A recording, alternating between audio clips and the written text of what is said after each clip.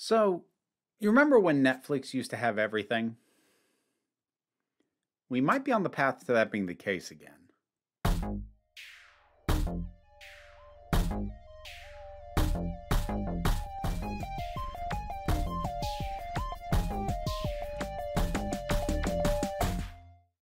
Hey, folks. Yeah, I'm going to ramble about streaming services again for a little bit, which I've done before, but there was something specific that happened that got me thinking and realizing where we are in terms of the trajectory of streaming and why so much of it is falling apart. So, the news that got me thinking about this, well, one was an advertisement, one was a news source. The advertisement that I caught was that certain shows from HBO Max were going to be on YouTube Premium. I actually caught that as a mid-roll ad while watching a YouTube video. And then I saw this story about a number of DC superhero properties showing up on Disney Plus. This seems, at its face, incredibly counterintuitive. The whole thing with the streaming wars was that you had these exclusive things here. Your rivals had other stuff. You try and have better stuff, so the customer is paying for your thing and ideally isn't paying for the others, or at worst, paying for both because there's exclusive stuff. Why would you start putting your exclusive stuff on another platform? Doesn't that completely undercut what it is you were trying to build? Well, yes. The thing is, what HBO Max, now Max, and Disney Plus, and Paramount Plus, and Peacock, and all the rest of these were trying to build was completely unsustainable. And not just in the standard way that unregulated capitalism and the pursuit of infinite growth is unsustainable. Take that as a given. I mean, very specifically, what they were trying to build was never going to work. So why would they do this? Because as I said, yeah, this does undercut the supposed selling point of something like Max. But that's not really something that they care about preserving anymore. Because I think they've realized, and I think Max most especially, because they are running out of ways to try and make this thing work, that this isn't going to work. So do whatever helps, whatever pads the bottom line. And you know what helps? Licensing fees. License out some of these properties to other places, and you'll get a little bit of money from doing that. Whereas trying to court customers when they're just not having a lot of luck doing that in the kind of volume that they need, they could keep banging their head against that wall, or they could do this, put a few things on a few other platforms, get some licensing fees, and probably not lose any of their current subscribers over having done so. So it's icing.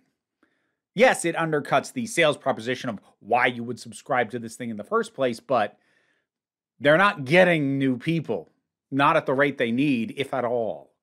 So that's kind of where Max is at. But the thing is, I expect this to start spreading. Paramount Plus, Peacock, a lot of these. Like, here's something that I've said before and needs to be remembered. The only two streaming platforms that are profitable are Netflix and Hulu. And I'm going to say that that is because they have been around the longest and they had the most time to get a significant portion of the market and the most time to figure out how to make this work. The problem, fundamentally, is that places like Disney and Warner Brothers and Paramount and Universal and all the rest of them, they looked at how much money Netflix was making. And understand, they all made some money off Netflix too, because they got licensing fees when Netflix, or later on Hulu, were paying them to be able to run their shows. So they were making money off Netflix too, but they knew Netflix was pocketing far, far, far more than they would. And as is standard corporate mentality, that's the thing that makes the most money. Don't settle for the licensing fee. Do the thing that makes all the money. Have the streaming platform. Sounds good. Here's the problem, though. The market won't sustain all of them. The reason Netflix and Hulu were able to become what they were is because for a while they were the only game in town. They were the market. But then you start adding in all these other streaming services, whether they are smaller niche ones like Shudder or Crunchyroll, or these massive services like Disney Plus and Max and all the rest of them. The simple fact is the audience, the potential addressable market can only get so big. And the more people who enter that market, the less there's going to be for any of them. And the ones who are probably going to come away with the biggest slices are the ones who are already there. Because as more and more and more of them came in, for some moronic reason, none of them really took into account the fact that the pie is only so big. Netflix already has most of it. Hulu has a good chunk of it. And at best, you are going to get a fraction of what they have. You are not going to supplant Netflix. I don't know if they thought they were. I don't know if they were just lying to their investors about the addressable market and how big it potentially was. But ultimately, they were taking an 8-slice pizza and like trying to carve it up amongst 20 different people. Yeah, the sliver of the pie you're going to get is going to be pretty small the more people pile into this. And again, it's impossible to know to what extent they were morons who didn't realize this, or to what extent they were fully aware this was unsustainable, but knew that they would have to answer to investors and CEOs and other members of the executive class who were going to ask them, why aren't you doing the thing that is making all the money, i.e. building a streaming platform? Because that's the thing you need to remember. Streaming is incredibly expensive. Netflix, while it is currently a profitable business model, has massive amounts of debt and has had from the very beginning because this was really expensive to build. To build the infrastructure, to be able to offer what Netflix and now any of these streaming services even does is a massive sunk cost. It is a huge startup cost. Because that's the thing. This isn't a market you can ease into. You have to build that. You have to build something and have the tech and the integration and the bandwidth and everything else to store all the things you intend to stream and then be able to stream them at an acceptable resolution. That is a massive, huge cost. And it's a maintenance cost. It's not like something you build once, well, it's built, we don't have to worry about what it costs. No, maintaining that is also huge because with any tech thing, you have to continually expand memory capacity and all these other things, and not to mention the fact that there's potential for glitches and bugs and you're having to constantly maintain the damn thing. It's expensive to build, it's expensive to maintain, and then there's the cost of adding new original programming, which, again, thanks to Netflix, is a massive part of the expectations of streaming services. Now, not all of them do original programming. Some of the smaller ones don't. But anything trying to compete with Netflix has done original programming. And to be clear, it wasn't a foolish move when Netflix started doing it because they were forward-thinking enough to realize, okay, these other places are going to start trying to compete with what we've built. So we need to be able to offer something that they can't. We need to be able to offer original programming because if we are completely dependent on licensing their properties, then at some point they're going to have the ability to cut us off and then we have nothing. So we need our own stuff. And that was a very smart thing for them to do. But that adds one more massive expense onto these other things trying to start up. And as I said, Netflix, while it is now profitable, it has only been so in the last few years. And even they have had problems because they hit their natural ceiling of probably how many subscribers they are ever likely to get. And so then it becomes a matter of cracking down on password sharing, raising prices, because that's the only way you can continue growth at that point. But coming back to HBO Max, the thing is them licensing these things out, Max in particular is really the place to look for how quickly things have really gone awry. because the stuff that it's doing, the removing of things from the streaming service, and we'll get to the stuff that just was not even put up in the first place, like Batgirl and Acme versus Wile E. Coyote. We'll get to that. But like, let's just start with what they did prior to that. They took stuff off the service. They were the first, but they weren't the only. This has become something other services have done as well. In particular, Disney has done it a couple times after some very short turnarounds in some instances. Because again, the cost of maintaining these things is not cheap. And when these companies have started to realize we're not going to be able to command a high enough percentage of the market to get profitable, or at least not anytime soon, what are the other options? Well, you start cutting your costs and having less stuff taking up space in servers, less stuff to have to be sent over the bandwidth. Yeah, that's cost cutting. And as I said, HBO Max was the first to do it with a fair bit of outcry when they did it to shows like Infinity Train, but it moved on to the others. And so in a lot of ways, I do think looking to HBO Max as sort of the canary down the coal mine for the desperate steps that these other companies are probably going to have to start taking soon, because these things are a money pit. It got investors excited when they were building these things, and because they could point to all the growth. Look at all the new subscribers we've got. The problem is they still haven't turned a profit. And after a while, investors and even the executive class start to go, okay, yeah, it's growing, but it's just growing slightly less unprofitable. What did we get ourselves into? And so the next step for HBO Max, because they are the most shameless, there was the merger between Warner Brothers and Discovery. And if you don't know of the idea of mergers as a way to fake growth, what it basically amounts to is this is all new assets on your books.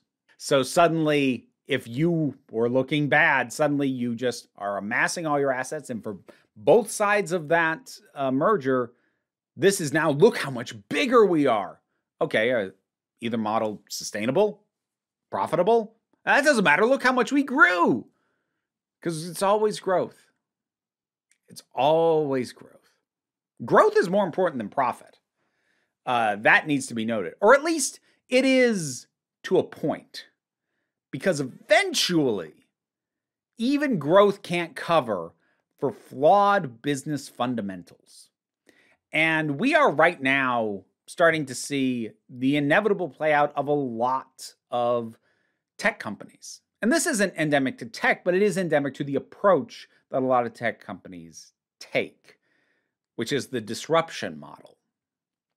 Because the thing is, the way these places like to work is that they come in and they disrupt whatever was standard before. So taking Netflix as a case study, disrupt video rentals, disrupt cable, disrupt broadcast television, offer something completely different, and just disrupt the entire system. Now, the thing about a disruption model is it really does need two things. It needs something that is appealing enough to the consumer that they will take it in large enough numbers that it will be disruptive. And two, it needs to actually function, both on a technical level, but also in terms of profitability. And that second part is actually a much bigger hang-up than it seems like. Because since the approach of so many of these companies is just to disrupt and hope that those who are left behind as the systems that they have disrupted start to fall apart or shrink at the very least, will come to them and make their model work, sometimes that actually doesn't work. So many tech companies still are not profitable. DoorDash, Uber, things like that. Some of them have been able to become profitable, but they are also demonstrably worse for somebody Sometimes it's demonstrably worse for the customers. Sometimes it's demonstrably worse for the workers or the other businesses that they have to associate with something like food delivery services. It's going to be worse for somebody, if not all of them. And the thing is, once you've disrupted the original model, if what you've introduced doesn't actually work, we can't just go back to the old model. It fell apart. That's the thing. Netflix destroyed rental stores. I mean, you can name it as Blockbuster as a representative of all that, but those things are gone. And it has taken a lot of the value from a commercialization perspective out of cable and broadcast television. A lot of that value is gone. So even as streaming starts to flounder, because even the profitable ones can't really grow much more than they already have, things can't go back to the way they were. You broke it. You broke the old thing, but the new thing you built on the rubble isn't holding up either. And this is the fundamental problem with a disruption model. Not necessarily a problem for the business, depending on how they're approaching it, but definitely a problem for, society at large. That is literally a major part of the strategies of a lot of these disruptive businesses. Destroy what came before and be the new thing to replace it. That is inherently destructive.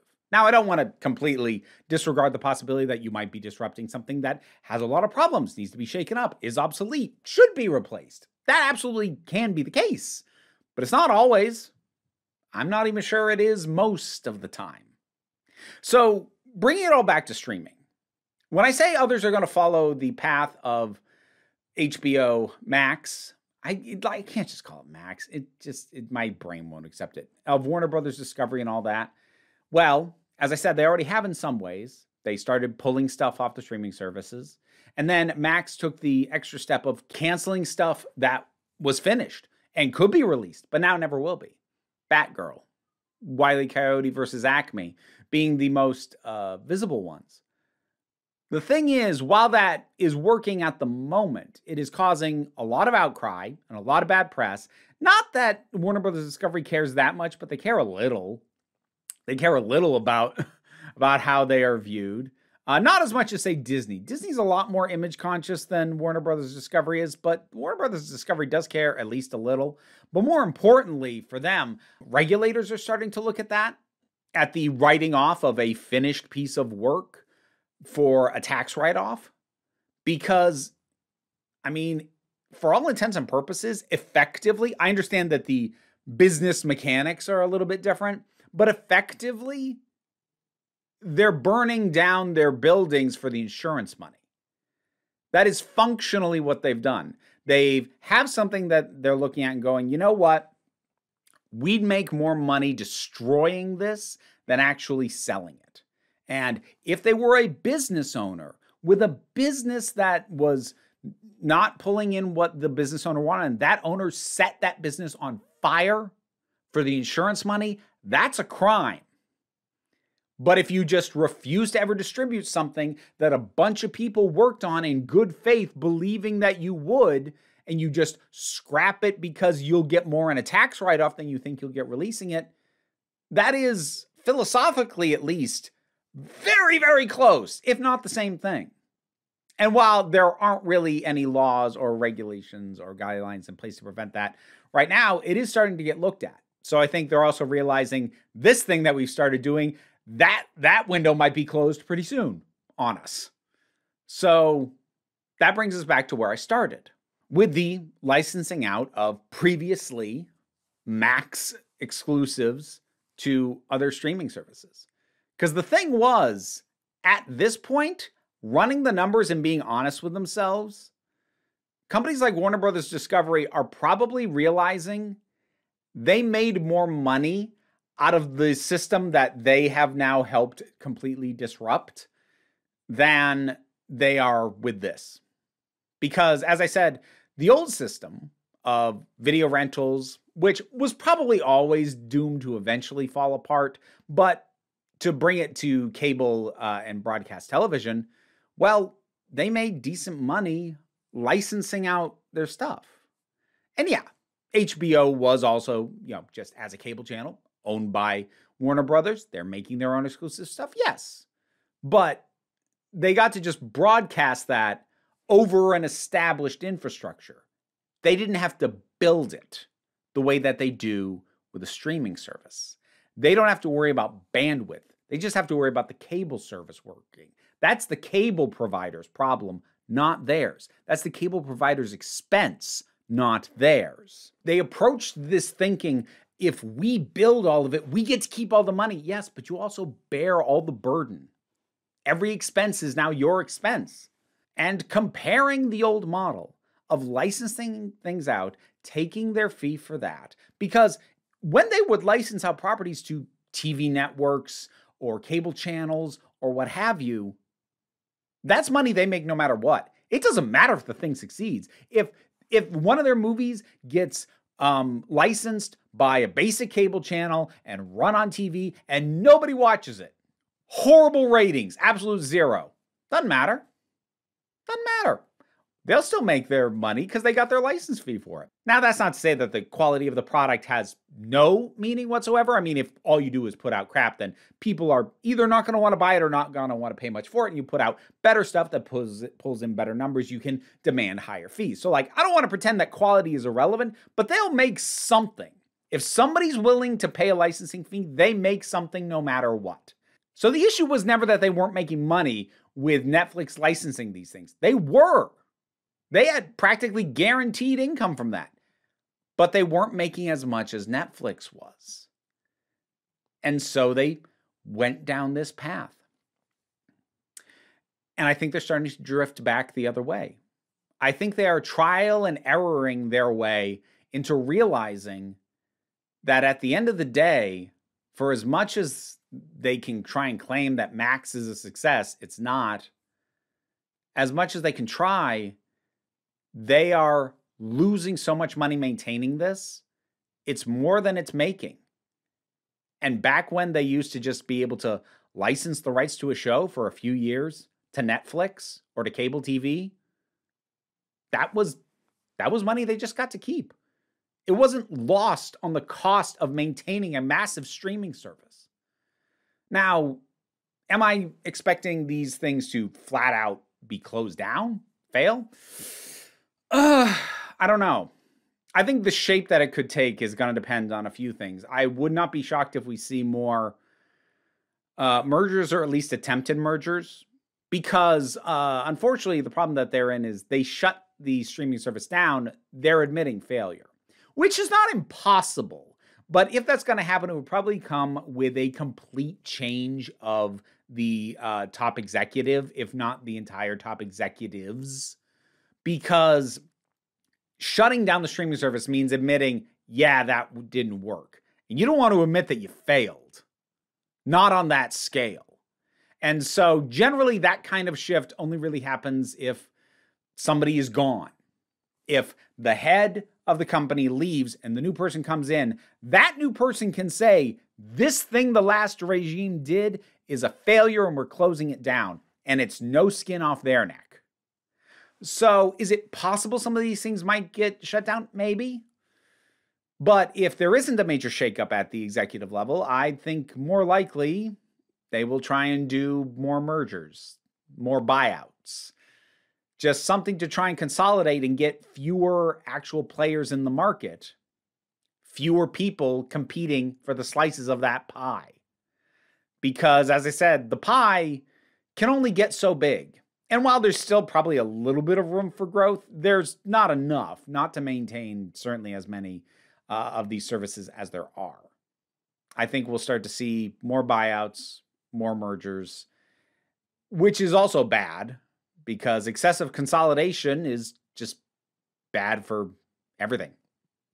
It's bad for businesses, bad for consumers. It's creating increasingly large de facto monopolies, if not literal monopolies.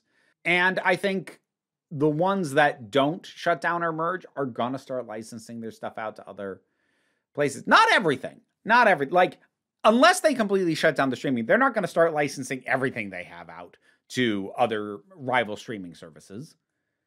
But I think more of them are going to start to license the stuff that they don't consider to be the big selling things. Because like in the case of Warner Brothers, they're licensing out some of the old DC stuff.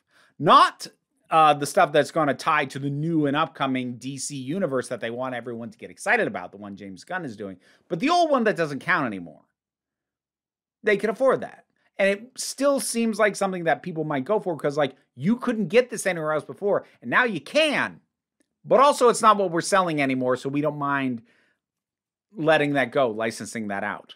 So to look at something like Paramount Plus, if they stay around, they're not going to start licensing out the Star Trek stuff, or at least not the new Star Trek stuff.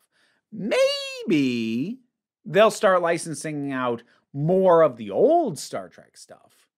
And depending on which region you're in, they do in some areas, but that's a little bit more of a holdover for when all of it was licensed out before Paramount Plus really got going. But Star Trek is the big pull on that platform by a heavy margin.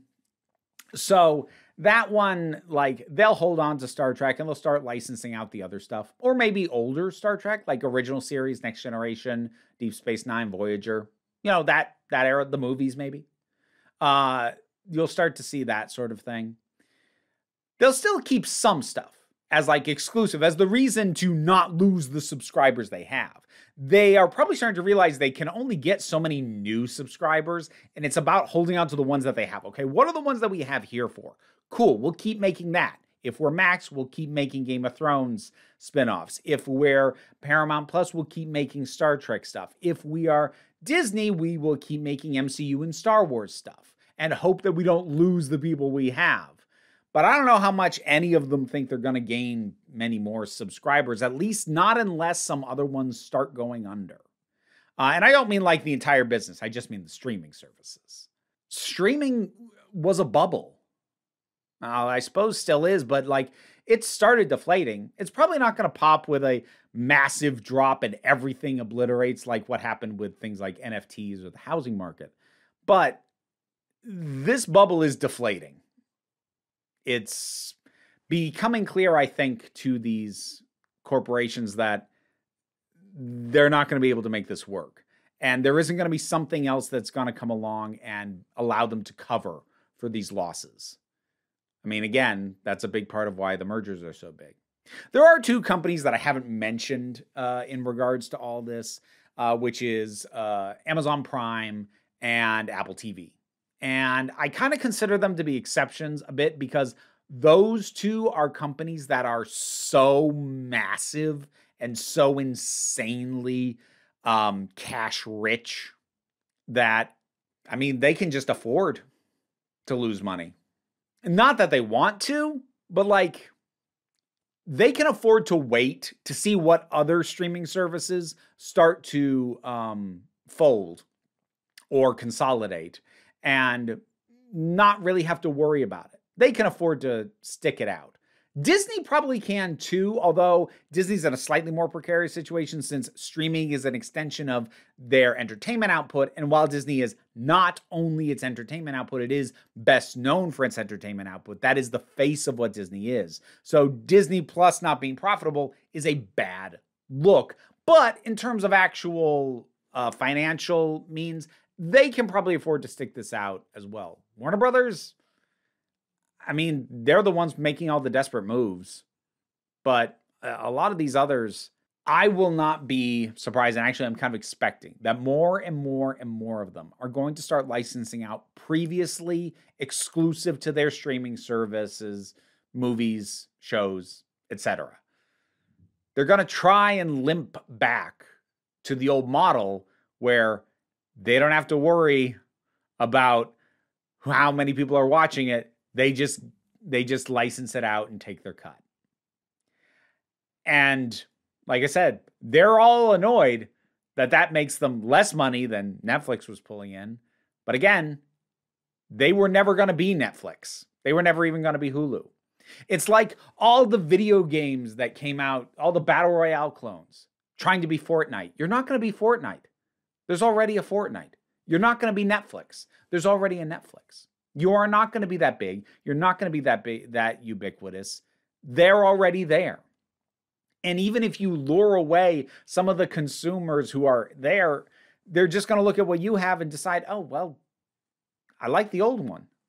Heck, same thing happened with World of Warcraft. How many MMO, massive multiplayer online video games where they're trying to be the next World of Warcraft? How many are there still? Virtually none, effectively. Like, that business model is kind of done, but they were never going to be World of Warcraft. These battle royale games were never going to be Fortnite. And like, that's not to say that there's no way to topple the king. There is. It can happen sometimes. Heck, Fortnite was the up-and-comer against PlayerUnknown's Battlegrounds, aka PUBG. But the thing was, PUBG was a good idea, but the game kind of sucked. Like, it didn't look good. It was kind of janky. It was successful because it was a good idea. Somebody came along, did the same idea better. Fortnite. But the thing is, if you don't have an actual substantial way to notably do it better than the other person, then all you're doing is creating a clone of their business model on the assumption that you will make as much money as they are. And you can't. You won't.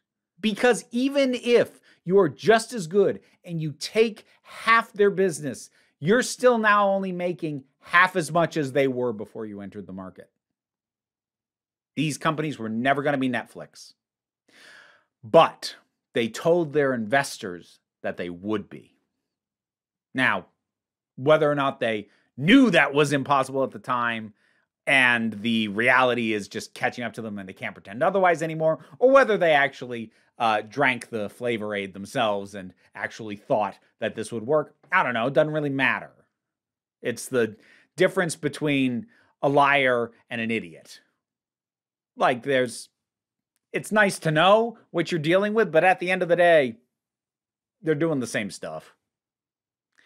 So yeah, streaming, it's coming apart. It's not going to collapse, not entirely, but more and more of these things are going to start shrinking. And that was probably always going to happen. What are your thoughts on any of this? I managed to keep my anti-capitalism rants pretty minimal, considering how much of this is ultimately spurred on and caused by the need for infinite growth and all the money. But, as Stephanie Sterling says, something capitalism bad. Regardless, whatever your thoughts are, drop something down in the comments. Let's talk about it. Patreon pays the bills, enables me to go on these rambles and for us to share this time together. Don't worry too much about that if you are unable to support me in that way, because like, share, subscribe, they all help, but don't worry too much about that either. What I really want you to remember is that you are beautiful, you are valid, and you are loved. You are the council. I'm just running the meetings. And until next time, this council is adjourned.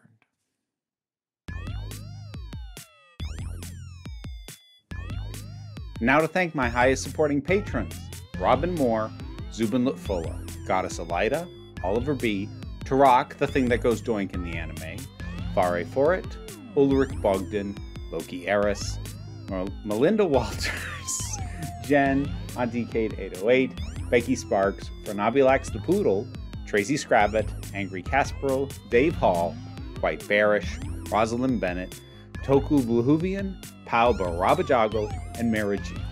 Thank you for your support and for keeping me and these guys fed. What are you doing?